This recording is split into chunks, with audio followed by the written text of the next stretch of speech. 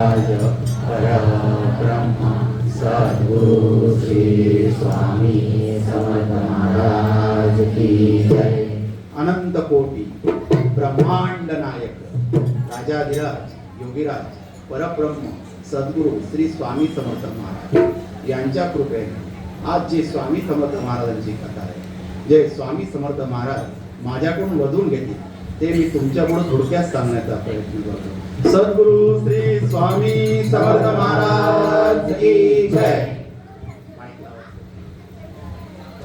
अनंत कोटी ब्रह्मांड नायक राजाधिराज योगीराज परब्रह्म सद्गुरु श्री स्वामी समर्थ महाराज। स्वामी महाराजांच्या लीला या अनंत आहे। ब्रह्मांड नायक कोणत्या वेळेला कोणती कृपा करेल हे स्वामींनाच माहित असतं। कारण एक ब्राह्मण होता, हा रामकथा करायचा, प्रत्येक ठिकाणी गेला त्याची रामकथा चालू असायची आणि रामकथा चालू झाली तो हनुमानाला विनंती करायचा की हनुमंता, तुझ्या रामाची कथा सुरू झालेली आहे, तू विराजमान व्हावं। हा मनातला मंत्र त्याचा चालू असायचा आणि मग तो रामकथेला प्रारंभ करायचा। गावोगावी त्याची रामकथा चालू होती आणि एक दिवस तो सोलापूरला आला आणि रामकथा गात होता। रामकथा संपली आणि एक भाविक आला, महाराज तुम्ही रामकथा इतकी सुंदर सांगतात की ज्या वेळेस रामाचं वर्णन करतात की साक्षात राम समोर येऊन उभा राहतो। ब्राह्मणाने हात जोडले आणि त्यावेळेस त्या व्यक्तीने सांगितलं, तुम्ही एकदा अक्कलकोटला जा, तिथं ब्रह्मांड नायक श्री स्वामी समर्थ महाराज विराजमान आहे, दत्ताचे अवतार आहे। एकदा जर तुम्ही स्वामींना भेटलात तर तुमच्या मुखातून स्वामींच्या लीला बाहेर येतील। काय बोलतात? आणि स्वामींचं नाव ऐकलं आणि मुखामध्ये दिगंबरा दिगंबरा श्रीपाद वल्लभ दिगंबरा हा मंत्र त्यांच्या मुखातून येऊ लागला। आता स्वामी नामाची ओढ झाली। रामकथा 7 दिवसाची चालू होती आणि रामकथा पूर्ण झाली आणि ज्यावेळेस रामकथेला विराम झाला आणि तिथून ते अक्कलकोटच्या प्रवासाला निघाले।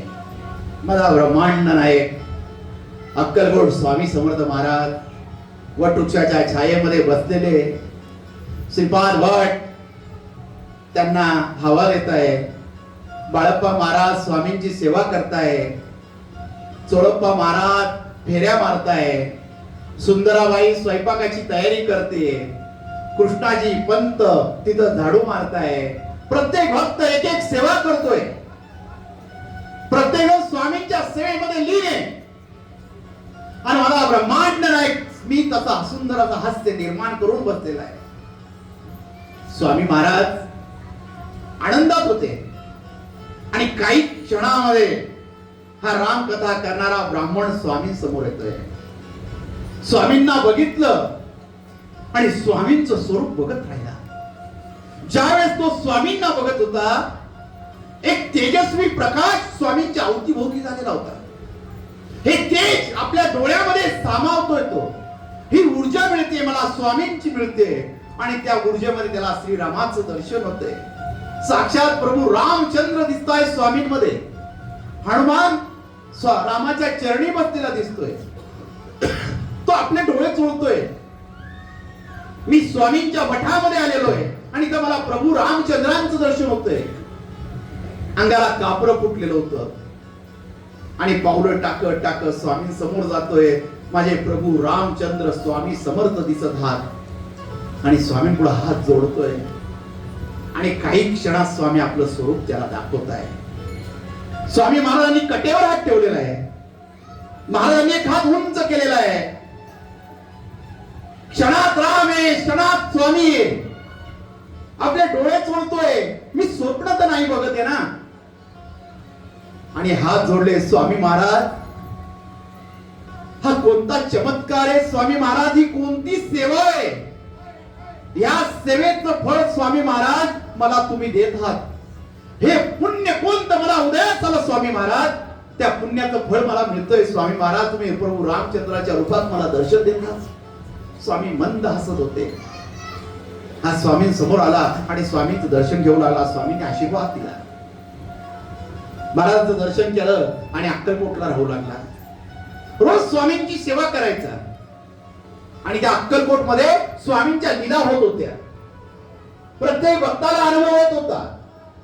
महाराजांच्या मुखामधून जे शब्द निघाले ते खरे ठरत होते. महाराजांनी एखाद्या भक्ताला सांगितलं माती खा, त्याचा आजार बरा होत होता. महाराज सांगायचे अरे हत्तीचं शेण खा, त्याचा आजार बरा होत होता. महाराजांच्या मुखामध्ये जे शब्द पडत होते प्रत्येकाला त्याचा अनुभव येत होता. हा सर्व लीला बघत होता. आणि त्यावेळेस वामन बुवा बडोद्या म्हणून अक्कलकोटला आलेले होते. याची आणि वामन बुवांची भेट झाली. आणि वामन बुवा त्यावेळेस स्वामींचा गुरुलीला म्हणूनचा ग्रंथ लिहित होते. ज्या स्वामींच्या लीला अक्कलकोट मध्ये घडत होत्या त्या सर्व लीला वामन बुवा आपल्या गुरुलीला मध्ये लिहित असताना याने पाहिलं आणि तो वामन बुवांना स्वामींच्या लीला विचारू लागला.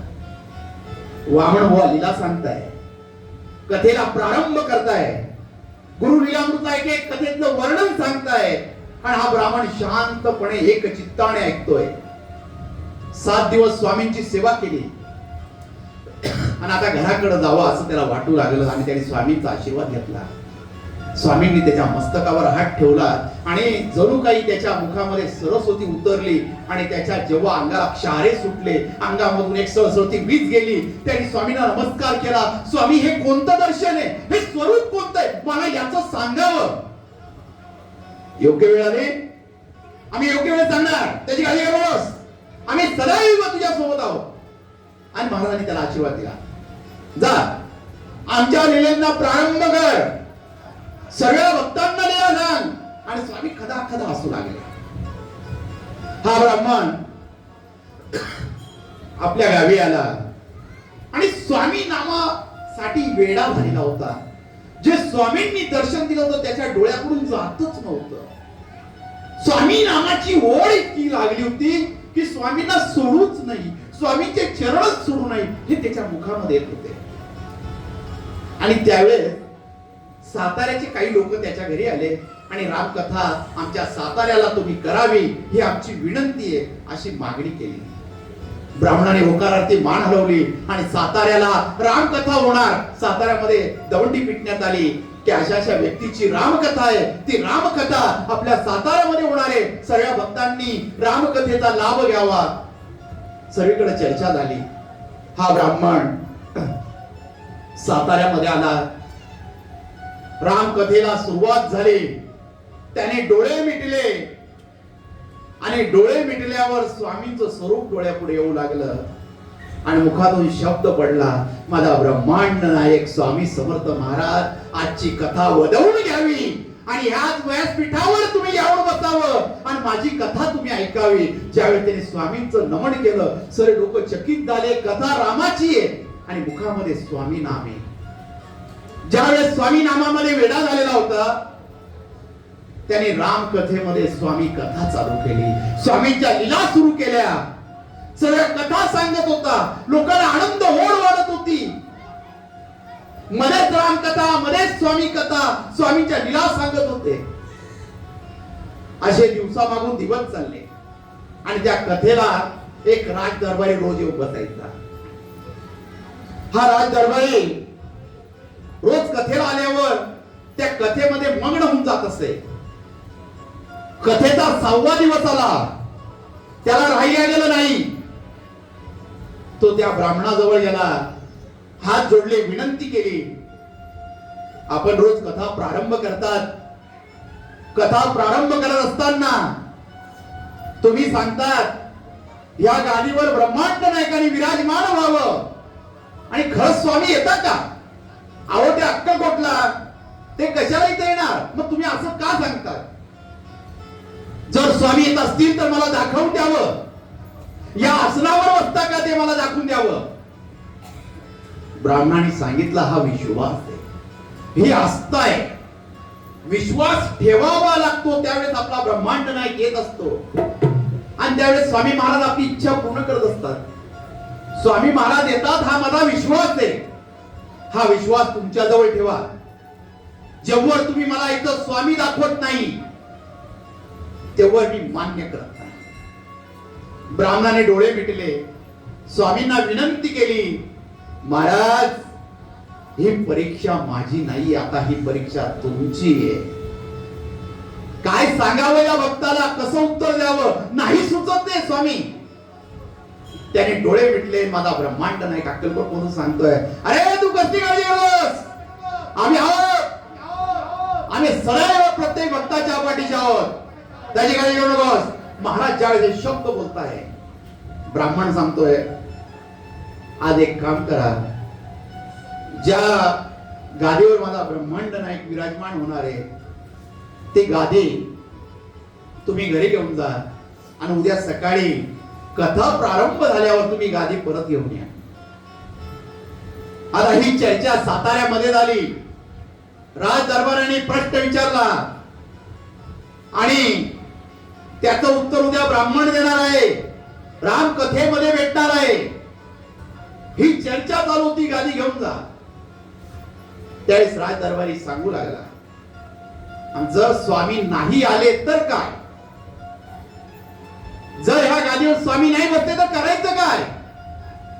ब्राह्मणाने हात जोडले आणि सांगितलं, जर उद्या स्वामी ह्या गादीवर नसले, मी राम कथा स्वामी कथा सोडून देईन आणि चपरासाची नोकरी तुझ्या दारी करेल, आयुष्यभर तुझ्या दारापुढे झाडू मारेल, कधीच भगवंताचं नाव कधी मी घेणार नाही. पण तू काय करणार, मी राज दरबार सोडून देणार आणि आयुष्यभर तुमच्या पुढे दीक्षा घेऊन तुमचा शिष्य म्हणून राहणार. ब्राह्मणाने मनोमन स्वामींना प्रार्थना केली, स्वामी महाराज परीक्षा तुमची सुरू झालेली आहे, भक्ताला मध्यस्थी तुम्ही ठेवलेला आहात आणि हा राज दरबारी जे व्यासपीठ ती गादी आपल्या खांद्यावर घेतली आणि घराकडे निघाला. दुसरा दिवस उजाडला. साताऱ्यामध्ये चर्चेला उदाहरण आलेलं होतं की एक ब्राह्मण त्याची परीक्षा एक राज दरबारी घेणार आहे. जर ब्राह्मण हारला तर तो त्याच्या घरी शिपायाचं काम करणार आहे, नोकरी करणार आहे, आयुष्यभर त्याच्या घरावर झाडू मारणार आहे. जर राज दरबारी हारला तर तो त्या ब्राह्मणापुढे दीक्षा घेऊन कायमची त्याची सेवा करणार आहे. सकाळ झाली, पांडाल भरला, गर्दी झाली, सर्व भक्त आले. राम कथेला प्रारंभ होणार, स्वामी कथेला सुरुवात होणार. सर्वांना उत्सुकता लागली.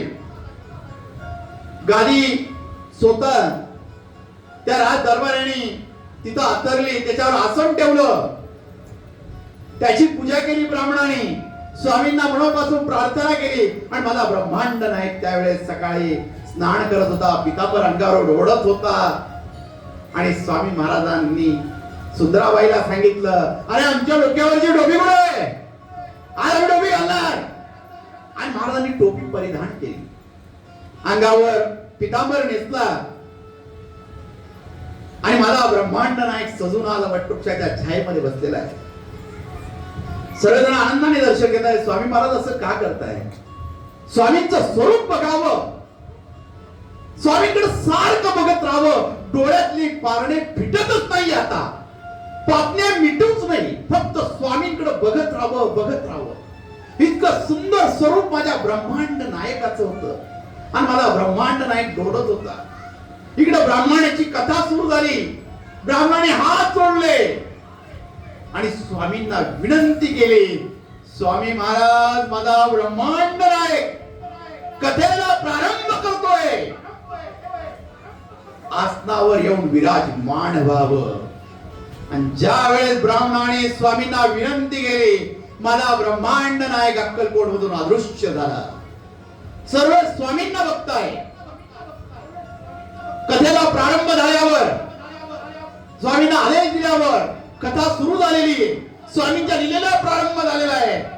आणि हा राज दरबारी मध्ये सुटला आणि त्या ब्राह्मणाजवळ गेला, मला स्वामींना बघायचंय, तुम्ही आदेश दिला स्वामींनी यावं आणि स्वामी खरंच आसनावर बसलेले का मला बघायचंय. ब्राह्मणाने सांगितलं की तुमची इच्छा, माझा ब्रह्मांड नायक साक्षात बसलेला आहे आणि ज्या वेळेस हा राज दरबारी त्या गादीला हात लावायचा स्पर्श करतोय, त्या गादीपर्यंत त्याचा हातच पुरत नाहीये. तो जसा जसा त्या आसनाजवळ जातो तसं तसं आसन त्याच्यापासून लांब जातंय. त्याला समजत नाहीये. आसनाजवळ हात जाताना अजून आसन लांब जातंय. तो अजून पावलं टाकतोय. त्याला उमजत नाहीये. तो वेडा होतोय. आणि मला ब्रह्मांड नाही त्या गादीवर बसून फक्त कटेवर हात ठेवलेला आहे, डोक्याखाली हात ठेवलेला आहे. आणि महाराज क्षण क्रोधच्या अवस्थेत होते. महाराज एक कानी झोपलेले हसताय. जवळ महाराजांची लीला चालू आहे. हा त्या असणारा हात लावतोय. याला उमजत नाही काय झालेलं आहे. आणि ज्या वेळेस त्याला समजून चुकलं का स्वामी खरंच आलेले, डोळ्यातून अश्रू वाहू लागले, क्षमा मागू लागला. ब्राह्मणा पुढे गेला, ब्राह्मणाचे पाय धरले, मला क्षमा करा, मी तुमची परीक्षा पाहिली, स्वामींची परीक्षा पाहिली. इथं साक्षात ब्रह्मांड नायक आलेला आहे. मला ब्रह्मांड नायक दिसतोय. आणि ज्या वेळेस तो गादी जवळ जातोय तो माझे स्वामी समर्थ महाराज एक कानी झोपलेले, डोक्याखाली हात ठेवलेला आहे, डोक्यामध्ये टोपी परिधान केलेली आहे, अंगावर परिधान नेसलेला आहे आणि स्मितच मंद हसताय. आणि त्यावेळेस हा स्वामींपुढे राज दरबारी हात जोडतोय, क्षमा करावी स्वामी, क्षमा करावी. आणि स्वामी महाराज मंद हसतात. त्याच्याकडे बघताय, अरे बघायला बघ मला आमच्याकडे, आम्ही आलो तुझ्याकडे, तुला आमचं आसन बघायचंय, बघ आमचं आसन, गाडी उचलतो उचल. महाराज शब्द बोलू लागले. राज दरबाराला स्वतःची लाज वाटू लागली. पूर्ण शरणागती स्वामींच्या चरणी त्यांनी मस्तक आपलं ठेवलं. स्वामींना हात जोडू लागला, स्वामी क्षमा करा, क्षमा करा. ब्राह्मण कथेमधून हा प्रसंग बघतोय. सगळे स्वामी भक्त बघताय, सगळे राम भक्त बघताय की राज दरबारीला नेमकं झालं काय. कारण की स्वामी महाराज फक्त राज दरबाराला दिसताय, बाकी कोणालाच दिसत नाही. हा असा का करतोय, हा रडतो काय. आसनावरून ब्राह्मण उतरले आणि राज दरबारात जवळ गेले. त्याच्या पाठीवरून हात फिरवला आणि तो दचकला आणि ब्राह्मणाकडे पाहू लागला. महाराज काय झालं, मला स्वामींचं दर्शन तुमच्यामुळे मिळालं. आणि त्याने या ब्राह्मणाचे कळकळून पाय धरले, पायाला मिठी मारली आणि तिथं दर्शन करून रडू लागला. आम्हाला ब्रह्मांड नाही झोपलेला आहे, तिथून भोगतोय आणि म्हणतोय आम्ही वाट पाहतोय. आणि महाराज खदा खदा बोलता बोलता अदृश्य झाले आणि परत आपल्या अक्कलकोटला वटवृक्षाच्या छायेमध्ये दिसू लागले. राज दरबाराला स्वामींची ओढ लागलेली होती. स्वामींकडे जायचंय. रामकथा 7 दिवस पूर्ण झाली आणि ब्राह्मणाला विनंती केली, माझ्या बरोबर अक्कलकोटला चलावं, मला स्वामींचं दर्शन तुम्ही घडवले. हा ब्राह्मण आणि हा राज दरबारी काही दिवसांनी अक्कलकोटला आले आणि माझे स्वामी महाराज त्याच पितांबरामध्ये, त्याच टोपी घातलेल्या, त्याच अवतारामध्ये बसलेले होते. हे जेव्हा राज दरबाऱ्यांनी बघितलं, हे स्वरूप मला स्वामींनी दाखवलं, हे दर्शन मला स्वामींनी दिलं, तो नतमस्तक स्वामींच्या चरणी झाला. त्यावेळेस माझा ब्रह्मांड नायक म्हणतो, अरे विश्वास नाही का, आम्ही असणार बसलो नाही, आमच्या भक्ताला आमच्या राज दरबाराला राजीरवाणे धरून स्वामींची चरण घट्ट पकडले. मला ब्रह्मांड नायकाच्या डोक्यावर हात फिरवतोय. आणि त्यावेळेस ब्राह्मण म्हणतोय, अरे तू जर गादीचा त्या ठिकाणी सांगितलं नसतं की स्वामी ऐकायला, तर मला सुद्धा साक्षात दर्शन झालं नसतं. तुझ्यामुळे मी आज परत अक्कलकोटला येऊन पोहोचलो आहोत. स्वामी महाराज दोघांकडे बघताय. या राज दरबारावर स्वामींची कृपा झालेली होती. स्वामींनी त्याला साक्षात दर्शन दिलं होतं, सगुण दर्शन दिलं होतं. राज दरबारी स्वामींपुढे हात जोडून बसलेला होता आणि स्वामींना सांगतो, स्वामी महाराज आयुष्यभर कमावलेलं आता मी सर्व सोडत आहे. आजपासून मी तुमचा शिष्य होत आहे, मला दीक्षा द्यावी. त्या मला ब्रह्मांड नायक म्हणतोय, अरे दीक्षा तू आमच्या भक्ताकडून घ्यावी, तू त्याला कबूल केलेलं नाही, तुझी दीक्षा घ्यावी. तू जरी त्याच्याकडून दीक्षा घेतली, आम्ही सदैव तुझ्या सोबत आहोत, काळजी करू नकोस. हा ब्राह्मणाकडे दीक्षा मागतोय. महाराज त्याला खुणवताय आणि आशीर्वाद देताय. दोघांनी स्वामींपुढे हात जोडलेले. मला ब्रह्मांड नाईक वृक्षाच्या छायेखाली उभा आहे, कटेवर हात ठेवलेला आहे, एक हात उंच केलेला आहे आणि त्या उंच हातामध्ये माझा ब्रह्मांड नाईक मुखामधून एक वाक्य बोलतोय, भिवू नकोस, मी तुझ्या पाठीशी आहे. श्री स्वामी समर्थ.